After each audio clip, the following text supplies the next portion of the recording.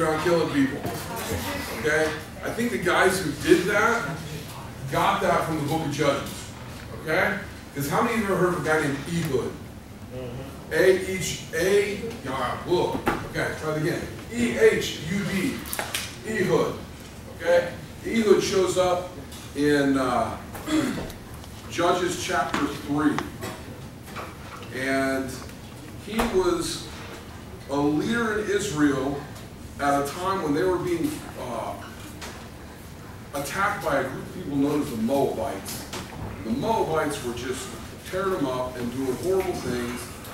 And their leader was a guy named Eglon. And Eglon made me look skinny. He was a big old lard butt of a man. And that's just how the Bible describes it. We go to chapter 3, starting in verse 12. And here's why Eglon and all the Moabites were giving the Israelites grief. The children of Israel again did evil in the sight of the Lord. So the Lord strengthened Eglon, the king of Moab, against Israel, because of the evil they had done in the sight of the Lord. Then Eglon gathered to himself the people of Ammon and Amalek, and went and defeated Israel, and took possession of the city of Homs. So the children of Israel served Eglon, king of Moab, for 18 years. 18 years they're serving this evil, wicked king of Moab. But when the children of Israel cried out to the Lord raised up and delivered from them Ehud, the son of Gera, the Benjaminite, a left-handed man. Now, left-handed in biblical times, everybody was supposed to be right-handed. And left-handed, they were kind of looked at as a little sinister. They were a little wicked. They were a little shifty. By him, the children of Israel sent tribute to Eglon of Moab. Now, Ehud made himself a dagger. It was double-edged and a cubit in length. Who knows what a cubit length is? Anybody? It is the length from your elbow to the tip of your middle finger. On an average person, it is 1.5 feet, 18 inches. Okay? So this guy had a dagger that was 1.5 feet long. About like that. Okay?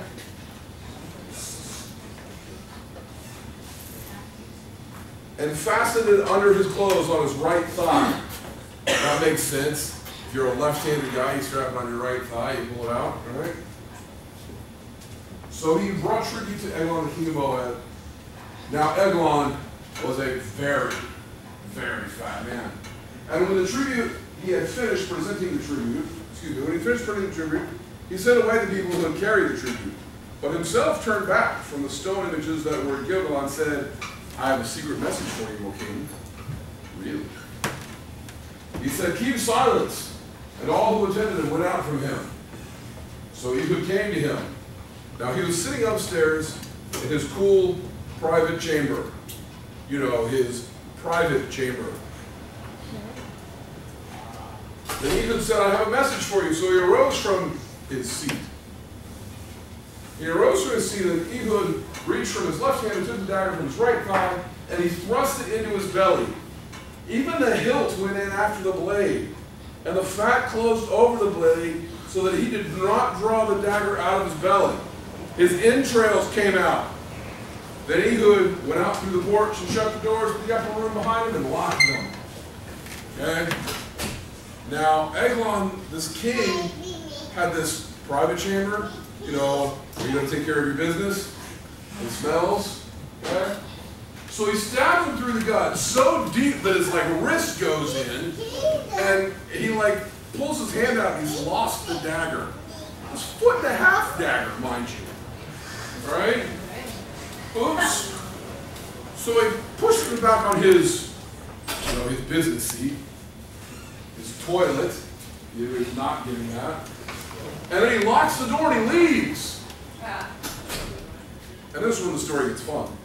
When he'd gone out, Eglon's servants came to look, and to their surprise, the doors of the upper room were locked. So they said, he's probably attending to his needs in the cool chamber. So they waited, and they were embarrassed, and still did not open the doors of the upper room. Therefore they took the key and opened them, and there was their master fallen down on the floor. But Ehud escaped, and while they delayed, and he passed behind the stone images and escaped. All right?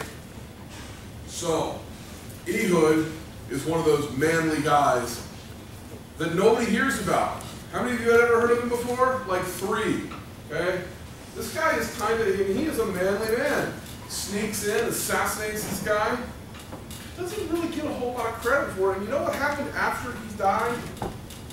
The same thing that happened before he died.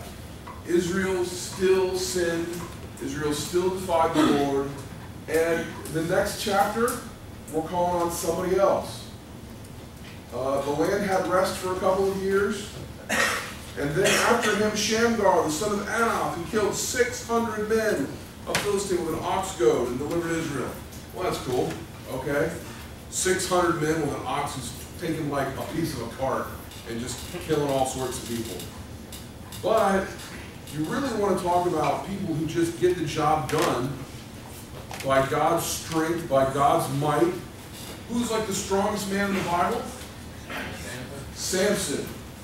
Samson was what's called a Nazarite. He had this special vow. His mother made this special vow before he was born. Okay? He couldn't drink alcohol. He couldn't touch a dead body. He couldn't associate with anybody unclean, which meant he couldn't marry anybody that wasn't an Israelite. And there was all sorts of things that he couldn't do, including he could not cut his hair. Now, how many of you watched the Bible miniseries on television last month? Who you saw Samson in that? Anybody? He was this big old black guy with these massive dreadlocks, big old massive arms. Looked like he didn't need a whole lot of God's strength to do what he was doing because he was big enough as it was. Well, Samson probably was a big guy, but he had God's strength, and he was able to fight lions, kill men, and tear arms off, and he was just a massive fighter. One time, some guys really made him mad, so he went and he caught a whole bunch of foxes. You know, little foxes, little nasty teeth, right? Quick little things, real hard to catch. He caught a whole bunch of them, and he tied their tails together. And then he lit them on fire. And he turned them loose in the enemy field. And the foxes were all running around, they were all on fire. Of course, they're dying. Peter is not impressed. Everybody's like, oh, the poor foxes. Yeah, well, they just burned down this like entire Philistine village. And all he did was like go hunting. Okay? But what was Samson's downfall? He got married. He fell in love with a girl that was not an Israelite, and her name was Delilah. Delilah was a Philistine. Samson was kind of known for killing Philistines. And when Delilah's people went to her and were like, hey, you're married to this guy who's killing hundreds and hundreds of our people, you've got to do something. She went to him and said, oh, tell me the secret of your strength. And he told her, and she did it. And he died. Right? No, that's not what happened. That is not what happened. If you have a Bible, go, none of you actually, yes, but go to Judges 16, and let's see. We'll start with verse 6. So Delilah said to Samson, please tell me where your great strength lies, and what you may be bound to afflict you. And Samson said to her, if they bind me with 7 fresh bowstrings, not yet dried, then I should become weak and be like any other man. Is that how Samson lost his power? So the lords of the Philistines brought her up 7 fresh bowstrings, not yet dried, and she bound him with them. Well, now men were lying in wait, staying in her room, and she said to him, the Philistines are upon you, Samson. But he broke the bowstrings, as a strand of yarn breaks when it touches fire, so the secret of the strength was not known. Then Delilah said to Samson, look, you have mocked me and told me lies. Now please tell me what you may be bound with. He said, if they bind me with securely with new ropes that have never been used, then I should become weak, like any other man. This is attempt number 2. Therefore Delilah took new ropes and bound them with them, and said to him, the Philistines are upon you, Samson. And the men were lying in wait and staying in the room, and he broke them off his arms like a thread. Delilah said to Samson, until now you have mocked me and told me lies. Tell me what you may be bound with. And he said to her, if you weave the locks of my head into the web of the loom. So she wove it tightly with the batten of the loom, and said to him, "The Philistines are upon you, Samson." But he woke from his sleep, pulled out the batten and the web from the loom. Then she said to him, "How can you say I love you when your heart is not with me? You have mocked me these 3 times, and have not told me where your great strength lies." Seriously. Samson. Yes. Seriously.